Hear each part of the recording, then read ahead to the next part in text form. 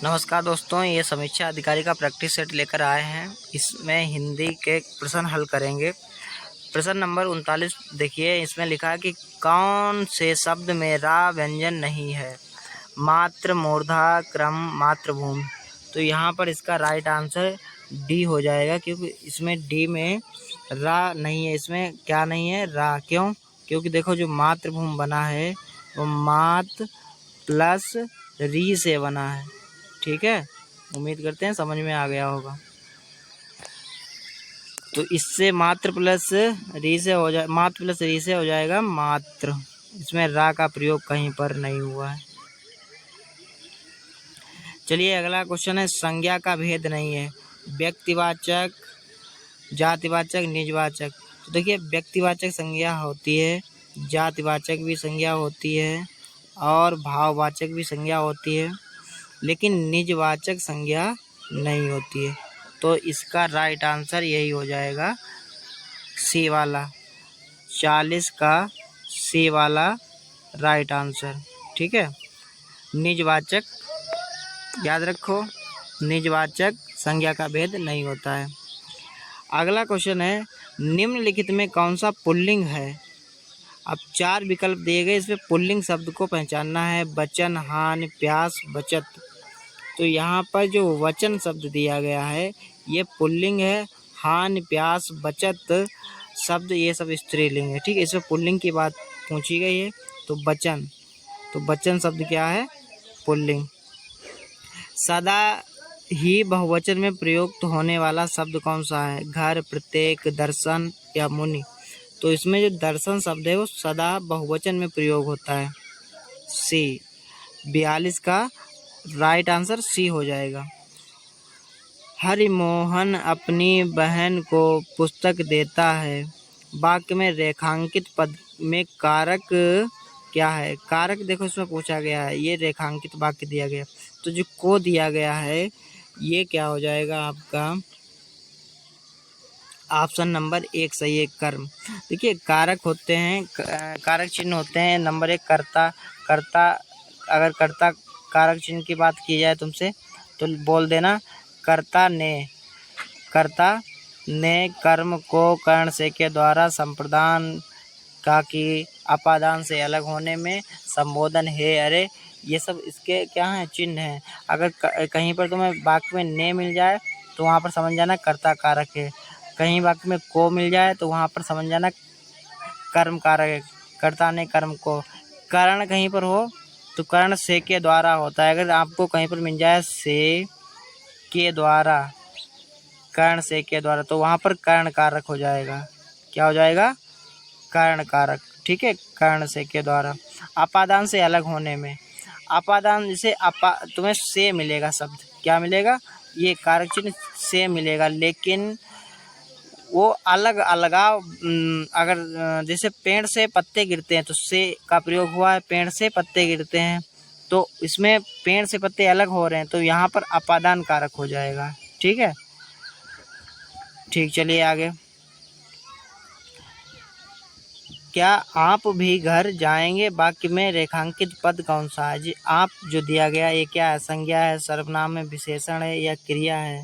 तो देखिए इसमें सी वाला ऑप्शन राइट हो जाएगा। क्या आप घर भी जाएंगे? वाक्य में आप सर्वनाम, पुरुषवाचक, मध्य पुरुष है। ठीक है, तो ये जो क्या है? सर्वनाम है। आप क्या दिया गया? सर्वनाम। कौन सा पद है? तो सर्वनाम है। अब 45 नंबर देखिए, वह बहुत धार्मिक व्यक्ति है। वाक्य में रेखांकित पद है, क्या है? संज्ञा है, सर्वनाम है। अब देखो नीचे जो कटे हुए हैं हम आपको पढ़ते हैं, संज्ञा, सर्वनाम, क्रिया या विशेषण। तो इसका जो राइट आंसर हो जाएगा वो वह बहुत धार्मिक व्यक्ति। धार्मिक की बात की गई, धार्मिक क्या है? तो धार्मिक डी वाला हो जाएगा विशेषण, विशेषता बता रहा है। वह बहुत धार्मिक व्यक्ति है। वाक्य में धार्मिक शब्द विशेषण है, क्योंकि यह व्यक्ति के गुण को प्रकट कर रहा है। ठीक है, तो बाकी के क्वेश्चन अगले भाग में देखेंगे। तब तक के लिए 53 वाला देखिए, प्रत्येक शब्द में उपसर्ग ज्ञात कीजिए।